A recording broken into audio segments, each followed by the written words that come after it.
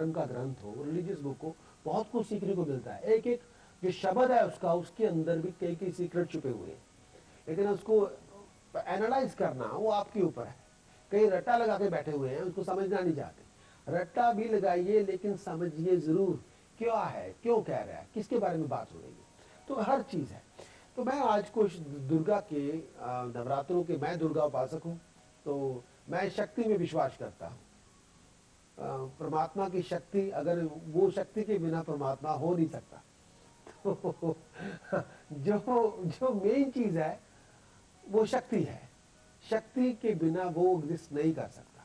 तो मेरा विश्वास शक्ति मैं शक्ति उपासक हूँ, और मुझे कोई इसमें वो कोई कहते हुए नहीं, क्योंकि शक्ति के बिना वो शक्तिहीन है।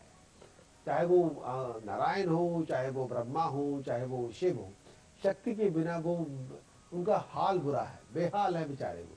तो मैं शक्ति उपासक हूँ, मैं दुर्गा उपासक हूँ। तो दुर्गा के बहुत रूप हैं, उनका अपना अपना जप होता है। तो एक छोटा सा जप मैं आपके साथ शेयर करना चाहता हूँ। ये दुर्गा का बीज मंत्र है। इस बीज मंत्र के लिए आप धन संपदा चाहते हैं, प्रॉस्पेरिटी चाहते हैं, अपनी प्रोटेक्शन चाहते हैं, तो ये उसके लिए है। वो है ओम हरिम दम दुर्गाए नमः। ओम हरिम दम दुर्गाए नमः। इसमें महेश्वर जो है वो इसके ऋषि, जो इसके ऋषि माने हुए हैं, जो उसके उपासक माने हुए हैं, वो महेश्वर है। महेश्वर मतलब महादेव। दम जो है वो बीज है, और हरिम जो है इसके अंदर शक्ति है, और जो ओम जिसमें प्रयोग किया है वो इसका कीलकम है, उससे कीलत किया हुआ है। तो इस तरह से अगर इसका भी जप किया जाए, ओम हरिम दम दुर्गाए नमः, इसी का जाप किया जाए, तो आपको शायद याद होगा, अगर रामायण में देखें तो लव कुश 7-8 साल की उम्र के थे, उन्होंने बड़े बड़े महारथी प्राप्त कर दिए। हनुमान जी प्राप्त नहीं होते, हनुमान ने पहचान लिया उनको अपने दिव्य दृष्टि से कि ये तो मेरे भाई लगते हैं। तो उन्होंने कहा भैया बांध लो मेरे को, आप बांध लो, मैं लड़ूंगा नहीं आपके साथ। लक्ष्मण गए, शत्रुघ्न गए, भरत गए, सबकी छुट्टी कर दी, राम को जाना पड़ा। तो उन्होंने, इतने बच्चों की जो आत्मा होती है प्योर होती है, तो उन्होंने कहा कि भगवान क्या चीज है, ये तो छोटे छोटे मंत्र हैं, हमने सिद्ध कर लिए हैं, गुरु वाल्मीकि ने सिद्ध करवाए हुए हैं, तो वो तो हमारी मुट्ठी में है, आप आ जाओ, ले आओ ब्रह्मास्त्र ले आओ। तो ये छोटे छोटे मंत्र है, इनका जाप अगर किया जाए, आपके सांस का जो चलन है उसके साथ एनर्जी बॉडी के अंदर, तो सुषुम्ना के अंदर शक्ति पैदा हो जाएगी। तो ये आपके साथ कम्युनिकेट करेगा, इससे हमारे आत्मा का स्तर बढ़ता है, यहाँ तक पहुँच जाते हैं हम, और फिर सीधी बात हो जाती है, सभी अंधकार मिट जाते हैं। अब चलते हैं अपने अगले। अगर आप कुछ बहुत बड़ा हासिल करना चाहते हैं तो दुर्गा सप्तशती का जाप करें, एक हफ्ते के अंदर 11 बार। उससे ज्यादा कुछ अचीवमेंट चाहते हैं, दुर्गा सप्तशती का जाप करें, एक हफ्ते के अंदर 8 दिनों के अंदर 24 बार। अगर आप दुर्गा सप्तशती का जाप को बहुत बड़ी उपलब्धि चाहते हैं तो 43 बार उसका जप करना होगा। 43 बार जप करना होगा, कम से कम 12 दिन के अंदर, 12-14 दिन के अंदर। अगर दुर्गा सप्तशती का जाप आप करें 43 डेज के अंदर 108 बार, तो एक अपने आप में बहुत बड़ी अचीवमेंट हो सकती है।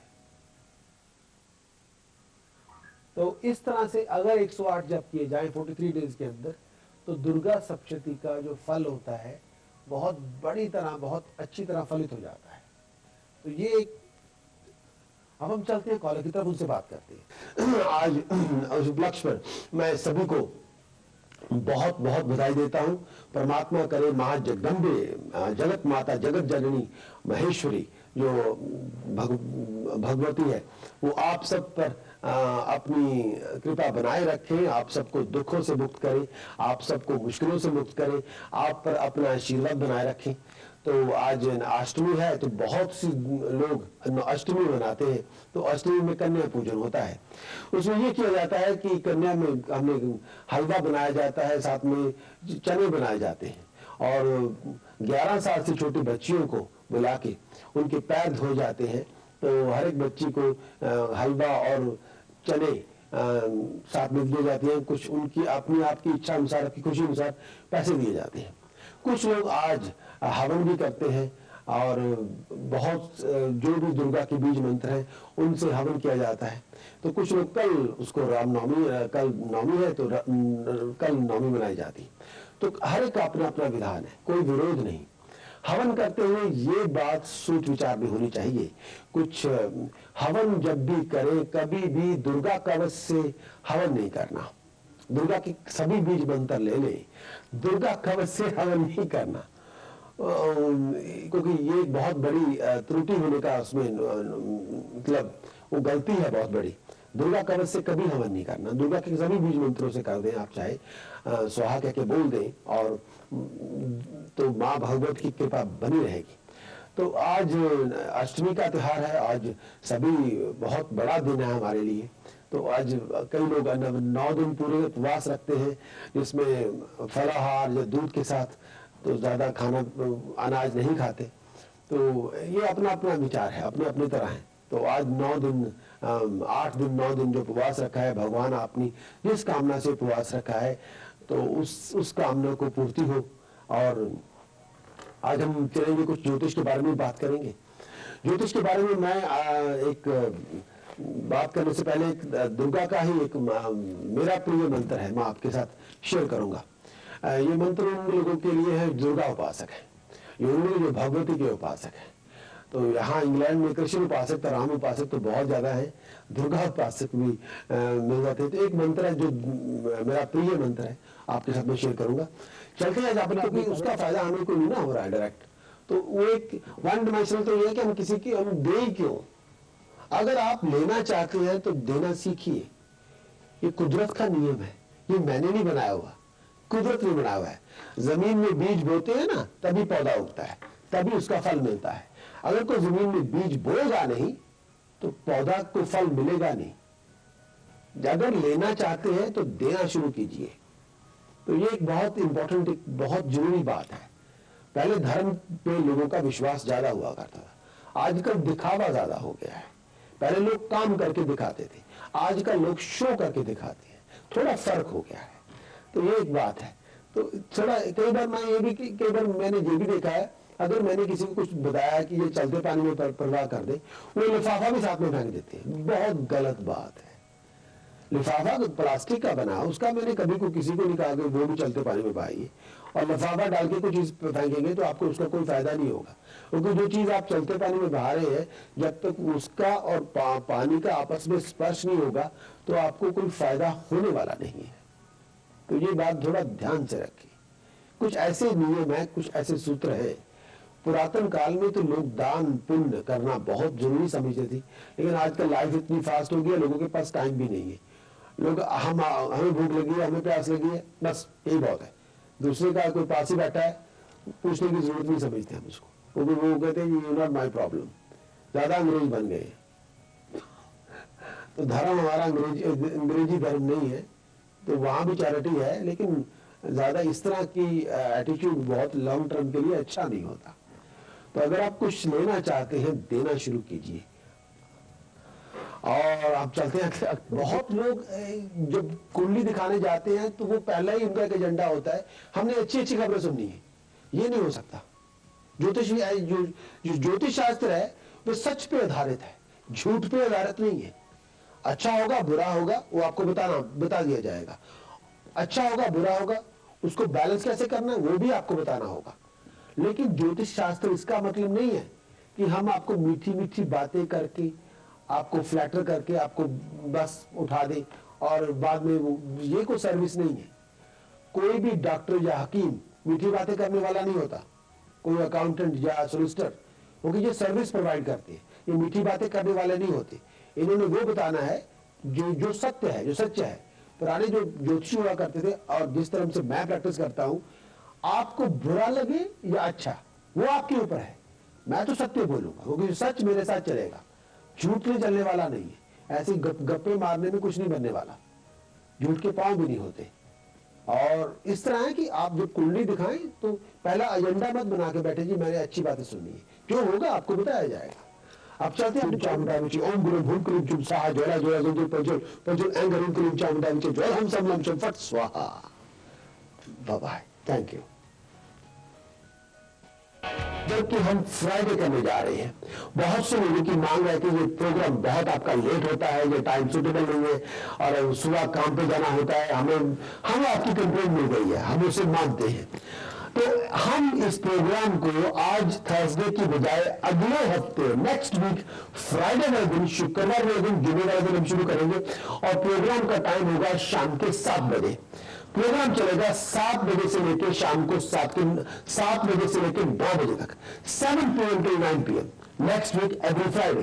तो मैं आपकी एक बहुत पुरजोर मांग पर ये प्रोग्राम फ्राइडे करने जा रहा हूं और उम्मीद है कि आप सबसे मुलाकात होती रहेगी, आप सबसे बातें होती रहेंगी।